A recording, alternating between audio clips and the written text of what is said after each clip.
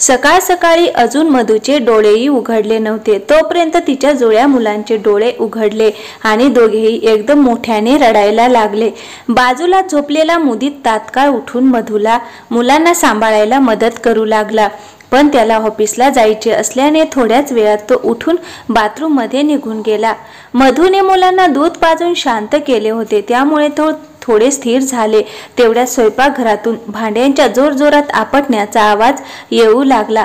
मधू सावधपणे उठून स्वयंपाकघराच्या दाराशी उभी राहिली तर तिची सासू चिडचिड करत ओरडू लागली, ही काय उठायची वेळ आहे का? दिवसभर घरात लोळत असतेस तरी वेळेचं भान नसतं तुला। आज तुझ्यामुळे मोठी सुनबाई डबा न घेताच ऑफिसला जाईल। थोडी तरी लाज बाळग, बिचारी दिवसभर ऑफिसमध्ये किती मेहनत करते आणि तुला इथे घरी निवांतपणे बसायला तरी मिळतं। हे ऐकून मधू निशब्द झाली। 2 लहान मुलांना सांभाळणं, त्यांचं दूध, नॅपी, रडणं सगळं तिने एकटीनेच झेललं होतं। त्यासोबतच घरचं सगळं काम आणि स्वयंपाक करण्याची जबाबदारीही तिच्यावरच होती। तरी सासूबाई तिला म्हणत होत्या की ती दिवसभर आरामच करते। मधू हळूच म्हणाली, सासूबाई मी पण घरातली सगळी कामं करते। कावेरीबाई कपात चहा गाळत म्हणाल्या, तू काय काम करतेस ग? दिवसभर घरातच असते, जरा दाल भात शिजून ठेवतेस आणि मग दिवसभर मुलांची सबब सांगून खोलीतच लोळत पडतेस। इतकं बोलून त्या मोठ्या सुनबाईसाठी आणि स्वतःसाठी चहा घेऊन स्वयंपाकघरातून बाहेर निघून गेल्या। मधूच्या डोळ्यात अश्रू येऊ लागले। रात्रभर ती मुलांची नॅपी बदलत होती, त्यांना सांभाळत होती। झोप तर तिच्या डोळ्यांपासून दूरच होती। डोळे जळजळीत झाले होते, झोपेने पापण्या जड झाल्या होत्या आणि आता सासूबाईच्या त्या कडक बोलण्याने तिच्या डोळ्यातून वाहणारे अश्रू जळजळीतपणाला अजूनच तीव्र करत होते। आता एवढा वेळ निघून गेला होता की मधूला समजेनासं झालं की नाश्त्याला काय बनवावं। ती विचारातच होती, इतक्यात तिची मोठी जाऊबाई तयार होऊन बाहेर आली आणि केसात क्लिप लावत लावत म्हणाली, तुझे या घरात राहून काय उपयोग? फुकटचं राशन खातेस, मुलं झाली म्हणून काय तुला कामच चुकवायचं निमित्त मिळालं? आज मला ना नाश्ता मिळाला ना डब्बा। ऑफिसमध्ये इतकं काम असतं आणि इथे उपाशी पोटी घरातून निघावं लागतं। मधू शांतपणे तिचं सगळं ऐकत होती। जणू घरात राहणं आणि नोकरी न करणं हे काय फार मोठं अपराधच आहे। शेवटी तिला राहवलं नाही तर ती म्हणाली, जाऊबाई मला पण सगळी कामं करावी लागतात। घर, स्वयंपाक आणि 2 मुलांना सांभाळणं काही सोपं नाहीये। तिची मोठी जाऊबाई लगेच म्हणाली, मुलं तर 2 मीही मोठे केले आहेत आणि त्याच वेळी नोकरी पण केली आहे। तुला तर फक्त घरात राहून मुलांना पाहायचं असतं आणि थोडंफार घरकाम करायचं असतं, ते पण तुझ्याकडून नीट होत नाही। असं बोलून ती पर्स उचलत चिडचिड करत पाय आपटत घरातून बाहेर निघून गेली। तिच्या त्या बोलण्याने मधूच्या डोळ्यात पुन्हा एकदा अश्रू जमा झाले। तिच्या मनात विचारांचा गोंधळ सुरू झाला। त्यावेळी जाऊबाईची मदत सासूबाई करायच्या, कारण ती नोकरी करत होती आणि आपल्या पगारातून थोडेसे पैसे सासूबाईच्या हातात ठेवायची। पण मी नोकरी करत नाही म्हणून सासूबाई माझ्या मदतीसाठी पुढेही येत नाहीत। मुलांना एकटीने सांभाळून घरकाम करून मी कसं सगळं पेलते हे मीच जाणते, पण सगळ्यांना वाटतं की मी घरात काहीच करत नाही। तिच्या डोळ्यातून दुःखाचे अश्रू वाहू लागले आणि हृदयात खोल काळजीची सल उमटत होती। तिची मोठी जाऊबाई तर स्वतःचे आणि मुलांचे कपडे देखील स्वतः धुत नव्हती। ती तर सरळ सांगायची, मी वॉशिंग मशीन घेतली, त्यामुळे कपडे मशीनमध्ये टाका आणि धुवून घ्या। अजून मधू विचारांमध्येच गुंतलेली होती तेवढ्या तिच्या जाऊबाईची दोन्ही मुले शाळेसाठी तयार होऊन आली आणि म्हणाली, काकू आज डब्यात काय आहे? मधू हळू आवाजात म्हणाली, मुलांनो आज मी काही बनवू शकले नाही, मी तुम्हाला ब्रेड जाम देते। तेवढ्यात सासूबाई उपरोधिक सुरात म्हणू लागले, हो हो, स्वतःची मुलं असती तर नक्कीच छान नाश्ता बनवला असता। बिचारी ही मुलं ब्रेड जाम खाऊन शाळेला जातील। मुलांनी काहीच प्रतिक्रिया दिली नाही, पण सासूबाईंचे ते टोमणे मधूच्या मनाला खोलवर भिडलं। तेवढ्यात मुदीतही तयार होऊन बाहेर आला तर कावेरीताई तक्रारी सुरुवात करत म्हणाल्या, बघ रे बाळा, तुझी बायको किती आळशी आहे। कामात आज कोणालाही नाश्ता आणि डब्बा मिळालेला नाही, तुलाही काहीच मिळणार नाही आज। मुदीत शांतपणे म्हणाला, मग आई वहिनी पण तर घरीच होत्या ना, तू त्यांच्या मदतीने नाश्ता तयार करू शकली असतीस ना। कावेरीताई चिडचिडत म्हणाल्या, आता माझ्याकडून काही काम होत नाहीत बाळा, आणि मोठ्या सुनबाईला ऑफिसला जायचं असतं, ती स्वयंपाकघरात काम कशी करणार? मुदीत शांत पण ठाम स्वरात म्हणाला, मला ते सगळं माहीत नाही आई, पण मधू देखील रात्रभर मुलांना सांभाळत जागी असते. तिची ना मुलं सांभाळायला कोणी मदत करत ना घर कामात, मग ती एकटी किती काय काय करू शकते. त्याची आई काहीशी कुरकुरतच राहिली आणि मुदीत नाराज होऊन आपली बॅग उचलून ऑफिससाठी निघून गेला. मधू तिथे डोकं धरून उभी राहिली. आज तिचं मन खूपच खट्टू झालं होतं. घरातलं कुणीच नाश्ता न करता बाहेर गेलं हे तिच्या मनाला लागलं होतं. एकटीने सर्वांचं बघण्याचा प्रयत्न करत होती, पण तरीही कुणालाच तिचा त्रास, थकवा आणि प्रयत्न दिसत नव्हते. पण या सगळ्यात मधू काय करणार होती? आई झाल्यानंतर तसंच जबाबदाऱ्यांचं ओझं खूपच वाढलं होतं आणि त्यातही घरात कोणीच तिच्या मदतीला येत नव्हतं. ती स्वतःला एकटी थकलेली आणि दुर्लक्षित वाटत होती. तेवढ्यात तिचा दीर विनीत स्वयंपाकघरात आला आणि म्हणाला, वहिनी चला मी तुमची मदत करतो, आपण दोघं मिळून पटकन पोहे बनवूया. तेवढ्यात बाहेरून कावेरीबाई ओरडत म्हणाल्या, हो हाच दिवस पाहायचा राहिला होता, आता घरातला पुरुष माणूस किचनमध्ये जाऊन काम करणार. विनीत थोडासा चिडून म्हणाला, आई मी जेव्हा बाहेर शिक्षणासाठी गेलो होतो तेव्हाही मला किचनचं सगळं काम करावं लागायचं, त्यामुळे आता वहिनीची थोडी मदत करतोय ना. नंतर तो म्हणाला, नाही तर तुलाही आज नाश्ता नाही मिळणार. कावेरीबाई टोमणा मारत पुन्हा म्हणाले, हो हो, कमावणारे सगळे उपाशी पोटी घरातून गेले, घरातली मुलंही उपाशी गेली, आता आपणच खाऊन या घराचा उद्धार करणार नाही का?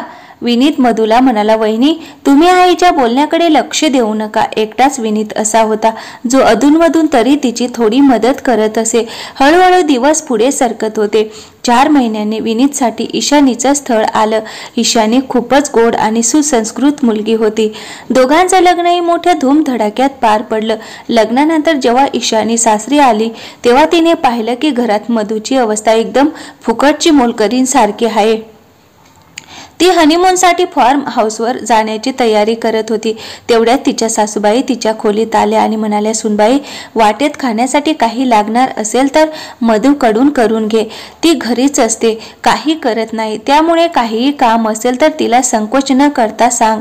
तसाही तू नोकरी करणारी सून आहेस, त्यामुळे तुझ्या मोठ्या जावेसारखंच तुलाही घर कामासाठी वेळ कुठे मिळणार, त्यामुळे सगळे कामं मधूकडून करून घे. शेवटी ती दिवसभर घरात असते, करते तरी काय.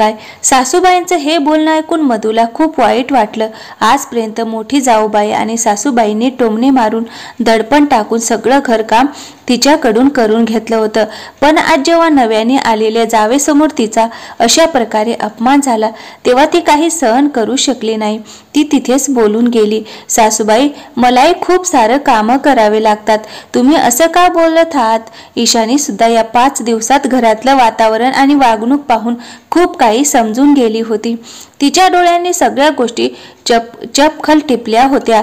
कोण काय काम करतं, कोण नुसता हुकूम चालवतो आणि कोण रोज न बोलता सगळं सहन करत राहतं.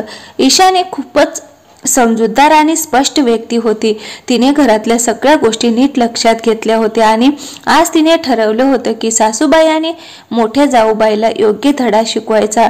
ती सरळ म्हणाली, सासूबाई जर या घरात फक्त नोकरी करणाऱ्या सुनेचाच सन्मान केला जातो तर माझं म्हणणं आहे की मधुताईनेही नोकरी सुरू करावी. त्यांच्या मागे त्यांच्या मुलांना तुम्ही सांभाळा आणि घरकामासाठी आपण एक बाई लावून घेऊ. स्वयंपाकासाठी तुम्ही एक कूक ठेवू. शेवटी आम्ही तिन्ही सुनबाई मिळून कमावणारच आहोत, तर त्यानुसार खर्चही आपणच करूच शकतो नाही का? ईशानीचं हे बोलणं ऐकून सासूबाई आणि मोठ्या जाऊबाई दोघीही अवाक झाल्या, कारण पहिल्यांदाच कुणीतरी त्यांच्या अन्यायकारक वागणुकीला आरसा दाखवला होता, तोही इतक्या संयत पण ठाम शब्दात. मधुताई घरात राहतात म्हणून घरातली सगळी कामं त्या करतात. घर जबाबदारीने सांभाळणं काही सोपं नाहीये आणि जर त्या काहीच करत नसतील तर असं तुम्हाला वाटत असेल तर त्यांच्या वाट्याचं काम तुम्ही करून दाखवा. ईशानी ठामपणे बोलली. हे ऐकून कावेरीबाई संतापून लालबुंद झाल्या आणि ओरडत म्हणाल्या, नवीन सुनबाई आताच घरात आली आहेस, तुला घराच्या रचनेबद्दल काही माहिती नाहीये, त्यामुळे जास्त बोलू नकोस. ईशानी शांत पण ठाम स्वरात म्हणाली, मला सगळं माहिती आहे सासूबाई, विनीतने मला सर्व काही सांगितले आणि मी स्वतःही पाहिले. मधुताई या कुटुंबाचा भाग आहेत, कुणाची मोल करीन नाहीत की ज्यांनी सगळ्यांच्या वाट्याचं काम करायचं। माझं तर स्पष्ट म्हणणं आहे, तुम्ही घरकामाचं योग्य वाटप करा, नाहीतर अशी वेळ येईल की मधुताई आपली गृहस्थी वेगळी करतील आणि जर त्यांनी असा निर्णय घेतला तर घरातली कामं कोण करणार याचा विचार करून ठेवा, कारण जेव्हा एकटी मधुताई नसेल तेव्हा सगळ्यांना हे कळेल किती जबाबदारी पार पडत होती। हे ऐकून कावेरीबाई अक्षरशः गप्पच राहिल्या, जणू त्यांच्या तोंडात शब्दच अडकून बसले। मधूच्या चेहऱ्यावर एक हलकीशी स्मित हास्य फुलली आणि ती म्हणाली, सासूबाई, मला सुद्धा खूप सारं काम करावं लागतं, मी कधी उत्तर देत नाही। याचा अर्थ असा नाही की मला काही वाटतच नाही आणि ईशानी अगदी बरोबर बोलते। जर मी खरंच काही करत नसेल तर मग मी माझी गृहस्थीच वेगळी करते, कोणाला काय फरक पडणार? कारण माझं म्हणणं तर असं आहे की मी काही करतच नाही का? हे ऐकून आता सासूबाई आणि मोठी जाऊबाई दोघींच्या चेहऱ्यावर निराशेचा आणि अपमानाचं सावट स्पष्ट दिसत होतं। मधूने काही दिवस वाट पाहिली की कदाचित सासूबाई आता तरी घरातल्या कामाचं योग्य वाटप करतील, पण काहीच बदल झाला नाही। शेवटी तिने आपल्या नवऱ्याशी मुदीतशी चर्चा केली। मुदीतने सर्व गोष्टी समजून घेतल्या आणि स्वतः पुढाकार घेत घर कामाचं नीट वाटप करून घेतलं।